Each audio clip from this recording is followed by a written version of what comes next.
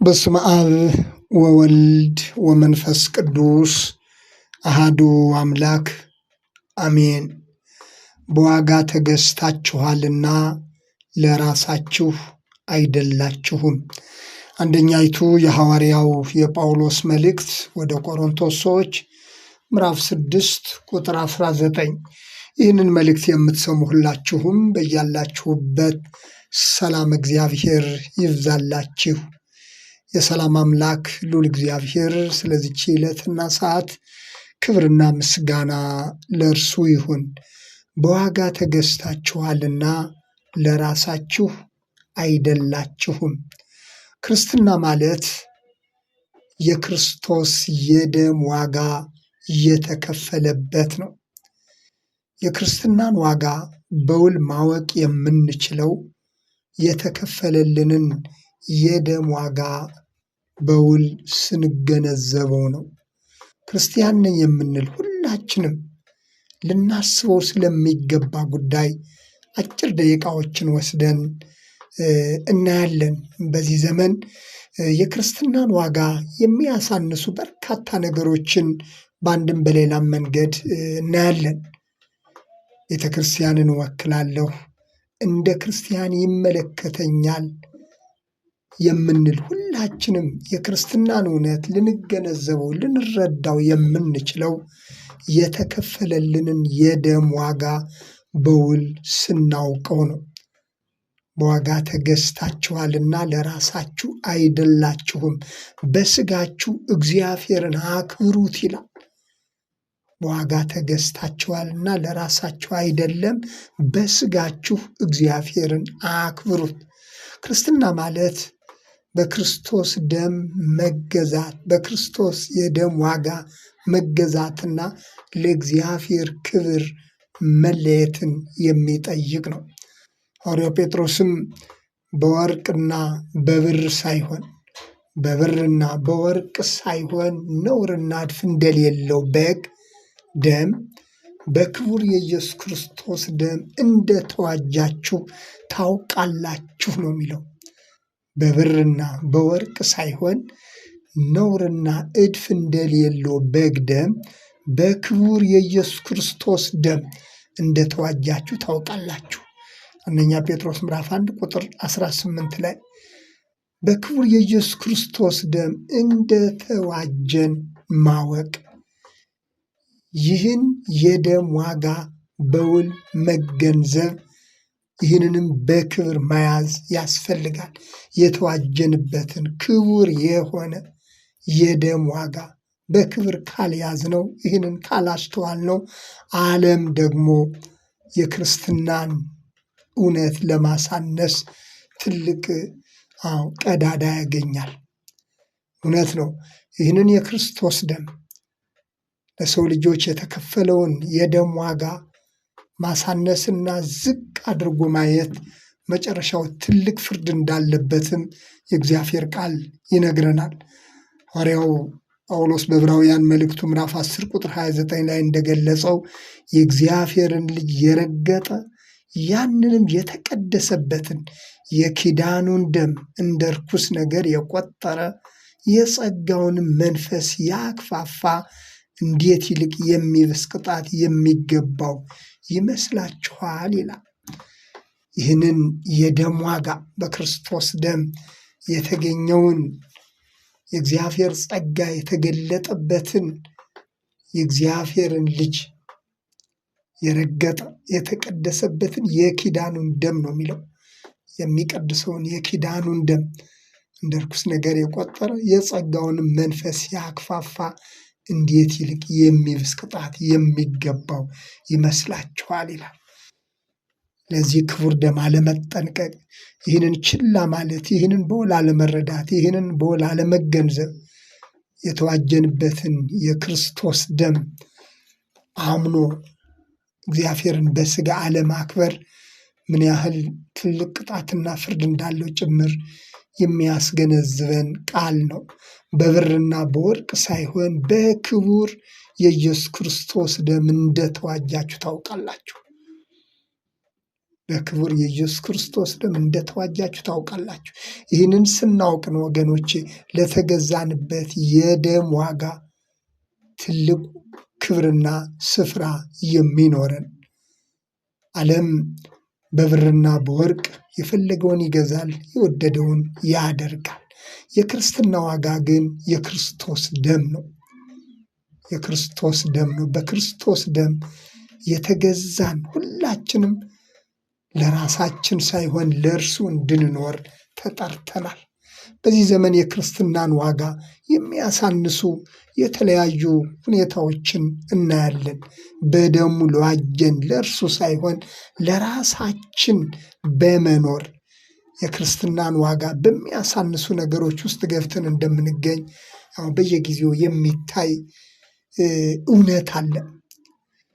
ነውርና እድፍ በሌለው በኢየሱስ ክርስቶስ ደም እንደተዋጀን አውቀን እርሱን ማክበር ሲገባን በልዩ ልዩ ነቀፌታ ውስጥ ይልቁንም ደግሞ የቤተ ክርስቲያንን ክብር የኢየሱስ ክርስቶስን ደም የተገዛንበትን የደም ዋጋ ዝቅ የሚያደርጉ በክርስትና ስም የሚፈጸሙ በርካታ ግድፈቶችና ነቀፌታዎች ይታያሉ።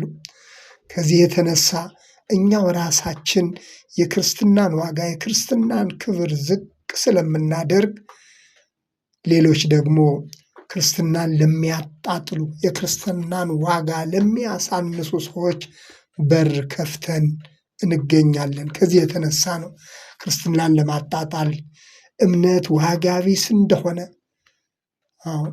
ሰዎች ደፍሮ እንዲናገሩ ማጣቀሻ ሁነን የምንቀርበው እኛው ራሳችን ክርስቲያኖች መሆናችንን በውል ልንረዳው ያስፈልጋል። ባለቤቱ የናቀውን አሞሌ ባለዕዳ አይቀበለውም ይላሉ አባቶች። ስለዚህ የክርስትናን ዋጋ በውል ልናውቀው የተገዛንበትን የደም ዋጋ በውል አውቀን ለዚህ ዋጋ ደግሞ ክብርና ቦታ ሊኖረን ያስፈልጋል።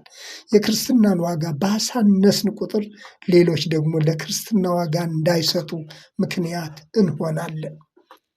መድኃኒታችን ኢየሱስ ክርስቶስ የአብርሃም ዘር ነን፣ የአብርሃም ልጆች ነን እያሉ ይመጻደቁ የነበሩ ነገር ግን በስራቸው ክፉ የሆኑትን እነዛን ሰዎች የወቀሳቸውና የገሰጻቸው ቃል ቢኖር እናንተ የአብርሃም ልጆች ብትሆኑ የአብርሃምን ስራ ባደረጋችሁ ነበር፣ ነገር ግን ከአባታችሁ ከዲያብሎስ ናችሁ ነበር ያላቸው።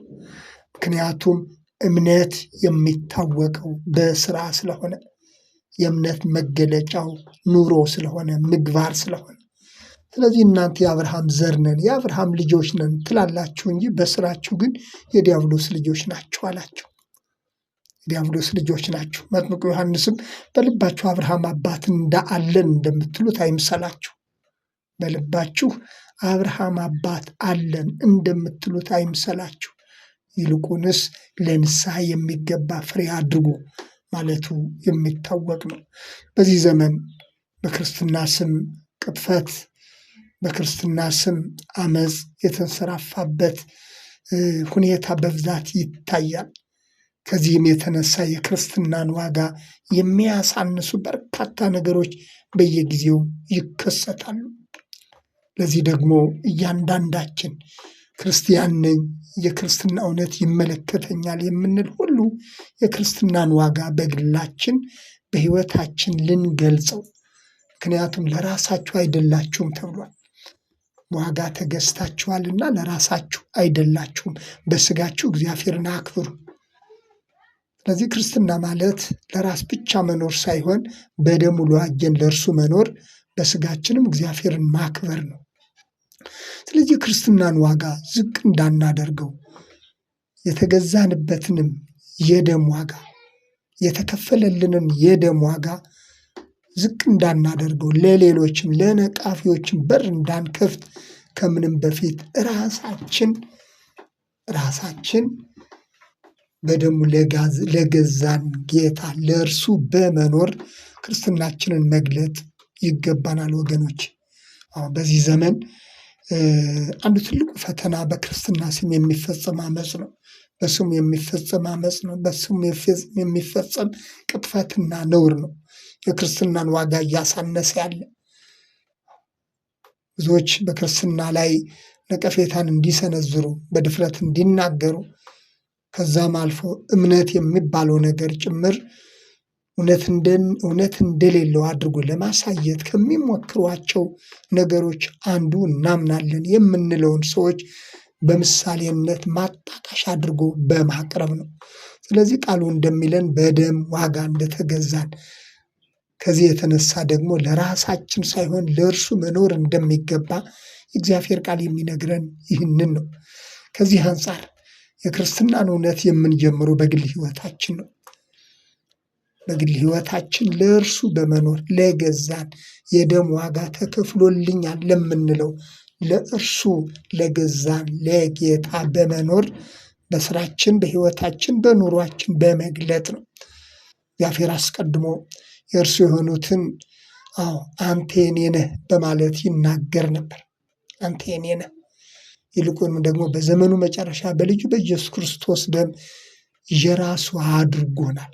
ለዚህ ነው በዋጋ ተገዝታችኋልና። ምን ያህል በዋጋ እንደተገዛን፣ የተገዛንበት ዋጋ ደግሞ የሕያው እግዚአብሔር ልጅ ክርስቶስ ደም መሆኑን ምን ያህል እናውቀዋለን። ለራሳችሁ አይደላችሁ። ለራሳችን እንዳልሆን ማወቅ፣ ይህንን መቀበል ይገባናል። እንደ ዓለም በወርቅ በብር በቁሳዊ ነገር ሳይሆን ኖርና እድፍ በሌለው በግ ደም በክቡር የኢየሱስ ክርስቶስ ደም እንደተዋጃችሁ ታውቃላችሁ ነው የሚለን። ይህንን ምን ያህል እናውቃለን? ካወቅን ደግሞ ለዚህ እውነት መገዛት ይገባናል። በዚህ ዘመን ክርስትናን በተለያየ መንገድ የሚያዋርዱ፣ ዝቅ የሚያደርጉ፣ በክርስትና እውነት ላይ የሚረማመዱ የጠላት ሐሳቦች ሁሉ እኛው ራሳችን ለተገዛንበት የክርስቶስ ደም ባለመኖራችን፣ ለገዛን ለእርሱ ባለመኖር፣ እርሱን ባለማክበር፣ ባለመታዘዝ በምናሳየው ዓለማዊ ጸባይ እንደሆነ ልናስተውል ያስፈልጋል። ስለዚህ ሐዋርያው ቅዱስ ጳውሎስ በዋጋ ተገዝታችኋል አለ። በዋጋ ተገዝታችኋል። የተገዛንበት ዋጋ የደም ዋጋ ነው። ይህንን ክቡር የሆነውን የደም ዋጋ በክብር ይዘን የተገዛንበትን ዋጋ ደግሞ ለእርሱ ለእግዚአብሔር በመታዘዝ በስጋችን እርሱን በማክበር ልንገልጠው ይገባል። በዚህን ጊዜ ነው ወገኖቼ የክርስትና ክብር ከፍ ሊል የሚችለው። በዘመናችን ብዙ የክርስትናን እውነት የሚያሳንሱ ነገሮች በተለያየ መንገድ ይታያሉ። እነዚህ ነገሮች ደግሞ ክርስቲያን ነኝ ከምንለው ሰዎች ጀምሮ በስሙ በምንጠራ በየአቅጣጫው በዚህ ዘመን ትልቁ ፈተና ክርስቲያን ነኝ የሚሉ ሰዎች በክርስትና ስም በቤተ ክርስቲያን ስም የሚሰሩት የሚያላግጡት ክፉ ነገር የክርስቶስን ዋጋ የተከፈለልንን የደም ዋጋ ዝቅ የሚያደርጉ መሆናቸውን ልናስተውል ያስፈልጋል።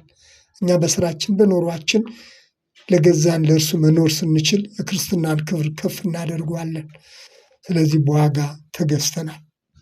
የተገዛንበት ዋጋ ደግሞ የደም ዋጋ ነው። የክርስቶስ ኢየሱስ የደም ዋጋ ነው። ስለዚህ የክርስቶስ ደም ክቡር በሆነው የክርስቶስ ደም እንደተገዛችሁ ታውቃላችሁ። ይህንን ካወቅን ለዚህ እውነት መኖር ይገባናል። ለገዛን ለእርሱ መኖር ይገባናል። በስጋችን እርሱን ማክበር ይገባናል። ስለነበረን ጊዜ እግዚአብሔር ስም የተመሰገነ ይሁን።